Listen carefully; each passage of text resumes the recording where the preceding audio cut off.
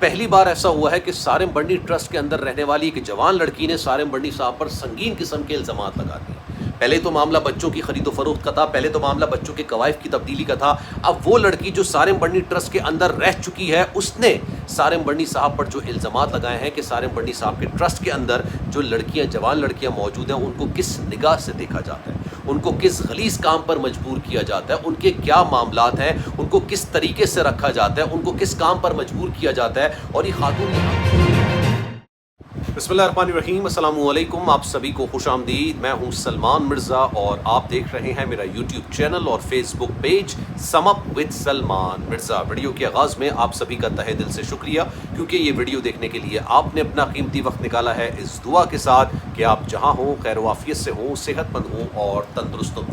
جناب، سارم بنڈی کے لیے آنے والے دنوں میں مشکلات مزید زیادہ بڑھتی ہوئی نظر آ رہی ہیں۔ اس کی وجہ یہ ہے کہ سارم بنڈی پر ابھی تک جتنے بھی الزامات لگے تھے، یا تو وہ پیرنٹس کی طرف سے لگائے گئے جن کے بچوں کو باقاعدہ خریدا گیا، پھر کسی اور پیرنٹس کے حوالے کیا گیا، یا تو ایف آئی اے نے لگائے تھے یا امریکہ نے لگائے تھے۔ یعنی ان پر جو الزامات یا ایلیگیشنز لگے ہیں وہ بچوں کے حوالے سے لگے تھے، بچوں کی خرید و فروخت کے حوالے سے لگے تھے، بچوں کے قوائف کی تبدیلی کے حوالے سے لگے تھے، اور ان پر جو کیس چل رہا ہے وہ بچوں کے قوائف کی تبدیلی اور ساتھ ساتھ انسانی اسمگلنگ کے حوالے سے بھی چل رہا ہے۔ لیکن اب پہلی بار ایک ایسی آواز اٹھی ہے، یعنی ٹرسٹ کے اندر سے، ٹرسٹ میں رہنے والی خاتون نے سارم بنڈی صاحب پر بڑے سنگین قسم کے الزامات لگا دیے ہیں، اور یہ سوال پیدا ہونا شروع ہو گیا ہے کہ سارم بنڈی ٹرسٹ کے اندر جو خواتین بیٹھی ہوئی ہیں کیا وہ محفوظ ہیں بھی یا نہیں ہیں؟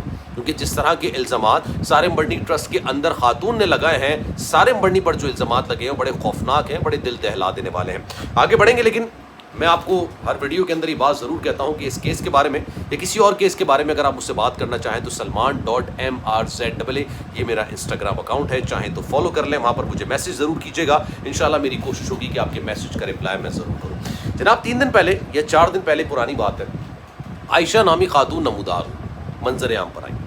انہوں نے یہ انکشاف کیا کہ جناب وہ پہلے ہندو تھیں، پھر 2005 میں انہوں نے اسلام قبول کیا۔ اسلام قبول کرنے کی وجہ یہ تھی، اور وہ برطانیہ سے تعلق رکھتی ہیں۔ ان خاتون نے بتایا کہ جناب وہ برطانیہ سے تعلق رکھتی ہیں، اور برطانیہ کے اندر ان کو ایک پاکستانی مسلمان سے محبت ہو گئی تھی، اور اس محبت کے چکر میں انہوں نے اسلام قبول کر لیا، اور سال 2005 میں وہ پاکستان آ گئی۔ انہوں نے سارم بنڈی پر جس طریقے کے الزامات لگائے ہیں، یقین جانیے اس سے پہلے اس طرح کے الزامات نہیں لگے۔ انہوں نے کہا کہ جناب ٹرسٹ کے اندر سارم بنڈی صاحب کی جو نظریں تھیں وہ ان پر صحیح نہیں تھیں۔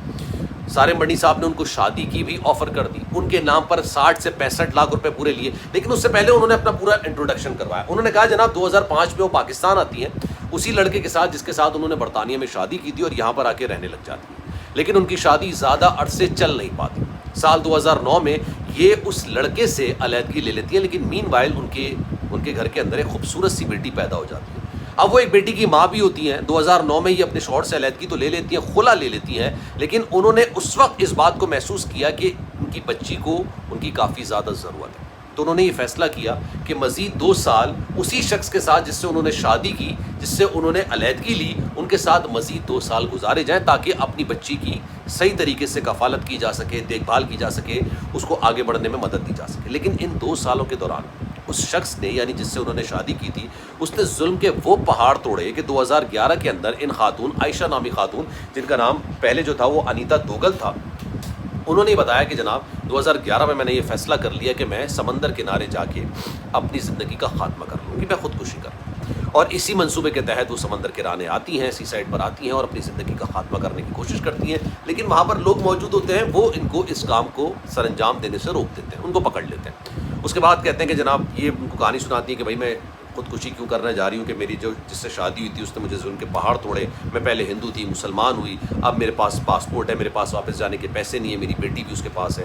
تو وہ لوگ کہتے ہیں کہ جناب ہم آپ کو ایک دارالامان لیے چلتے ہیں جو کہ سارم بنڈی ٹرسٹ کا ہے، وہاں پر آپ چلی جائیے، اور وہاں پر آپ کے جو انگلینڈ ہے، یعنی آپ کا اپنا جو ذاتی ملک ہے، وہاں پر جانے کے لیے بھی آپ کا انتظام ہو سکے گا، آپ کی کفالت بھی ہو سکے گی، آپ کو چھت بھی مل جائے گی، اور آپ کو خودکشی بھی نہیں کرنی پڑے گی، آپ کے سارے معاملات سالو ہو جائیں گے۔ وہ خاتون، عائشہ نامی خاتون کہتی ہیں کہ میں وہاں چلی جاتی ہوں، وہاں پر جانے کے بعد میں وہاں پہ رہنا شروع کر دیتی ہوں، سارم بنڈی صاحب سے میری ملاقات ہوتی ہے، اور یہاں سے وہ الزامات کا سلسلہ شروع ہوتا ہے جو اب میں آپ کو بتانے جا رہا ہوں۔ وہ یہ کہتی ہیں کہ جناب سارم بنڈی صاحب کو جب میں نے پوری کہانی بتائی تو سارم بنڈی صاحب نے کہا کہ ٹھیک ہے ہم آپ کو آپ کے ملک کے اندر پہنچائیں گے، انگلینڈ آپ کو واپس بھیجوائیں گے۔ اس وقت انہوں نے مجھ سے کہا کہ جناب مین وائل آپ یہاں پہ رہیں، ہم آپ کے نام پر چندہ اکٹھا کریں گے۔ اب یہ خاتون عائشہ نامی یہ کہتی ہیں کہ جناب میرے نام پر 60 سے 65 لاکھ روپے 2011 یا 12 کی بات ہے، اس وقت یہ اماؤنٹ ایک ہیوج اماؤنٹ تصور کی جاتی، بہت بڑی اماؤنٹ، ایک بڑی اماؤنٹ تصور کی جاتی تھی. مطلب آپ یہ سمجھ لیجئے کہ آج کے روپے کی مالیت میں یہ 3 گنا زیادہ تھی اس وقت. 65 لاکھ روپے، اگر آج کے 65 لاکھ روپے اس زمانے کے 65 لاکھ روپے میں آج کی مالیت سے 3 گنا زیادہ تھے. اب انہوں نے کہا 65 لاکھ روپے بھی جمع ہو گئے، مجھے مختلف جگہوں پر لے کے جاتے تھے، میرے نام پر چندہ اکٹھا کیا جاتا تھا. پھر میں نے ان سے بار بار اس بات کا تقاضا کرنا شروع کیا کہ آپ مجھے کب بھیجیں گے. تب سارم مرنی صاحب نے ان کے بقول کہ انہوں نے اپنا اصل چہرہ دکھایا، وہ انسان کے شکل میں بھیڑیاں ہیں. انہوں نے کہا کہ جناب مجھے انہوں نے شادی کی آفر کر دی. انہوں نے کہا آپ یہیں پہ رہیں، میرے ساتھ آپ شادی کر لیں اور پھر سکون سے یہیں پہ رہیں. تو یہ عائشہ نامی خاتون نے کہا جناب میں آپ سے شادی کرنے کے لیے نہیں آئی تھی، میں نے یہاں سے اپنا بندوبست کر کے انگلینڈ اپنے ملک واپس جانا ہے، میں مدد کے لیے آئی تھی، آسرے کے لیے آئی تھی، چھت کی تلاش میں آئی تھی، میں آپ سے شادی کرنے کے لیے نہیں آئی.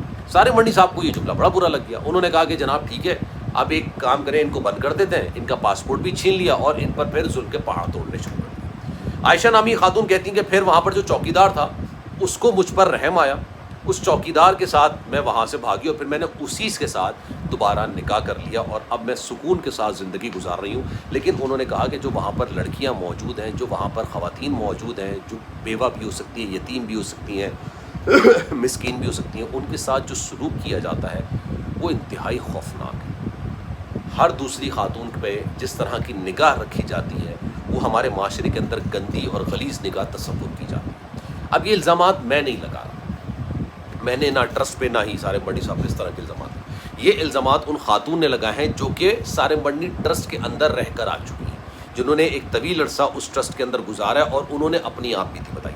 لیکن اس کے بعد کچھ سوالات بھی پیدا ہوتے ہیں. سوالات یہ کہ جناب 2011-12 کا اگر یہ واقعہ ہے تو 12-13 سال یہ خاتون خاموش کیوں رہی؟ اپنے پاسپورٹ کی حوالگی کے لیے انہوں نے پولیس سے رابطہ کیوں نہیں کیا؟ قانون نافذ کرنے والے اداروں سے رابطہ کیوں نہیں کیا؟ اور اب سارم مرنی صاحب اگر کسی کیس کے اندر ہیں، ان کو حراست میں لیا گیا ہے، تب یہ خاتون منظر عام پر آتی ہیں اور اپنی ایک روداد سنا دیتی ہیں اور یہ نواب شاہ جو پریس کلب ہے وہاں پر بیٹھتی ہیں اور وہاں پر بیٹھ کر ہی گفتگو کر دیتی ہیں. اب اس گفتگو میں کتنی حقیقت ہے، کتنا فسانہ ہے، اس کی تحقیقات ضرور ہونی چاہیے.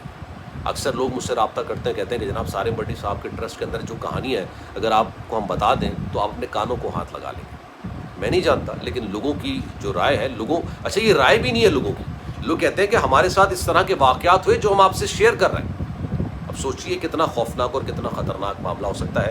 اس کی یقینی طور پر تحقیقات ہونی چاہیے، کیونکہ وہاں پر کئی ایسی بچیاں بیٹھی ہیں، کئی ہماری ایسی بہنیں ہیں، اگر ان کی عزت خطرے میں ہے تو یقینی طور پر ان کے لیے کچھ کرنا ضرور چاہیے. سلمان مرزا کو دیجیے اجازت. زندگی رہی، صحت رہی، آپ کی دعائیں نہیں تو انشاءاللہ آپ سے پھر ملاقات ہوگی. خیال رکھیے گا. اللہ حافظ.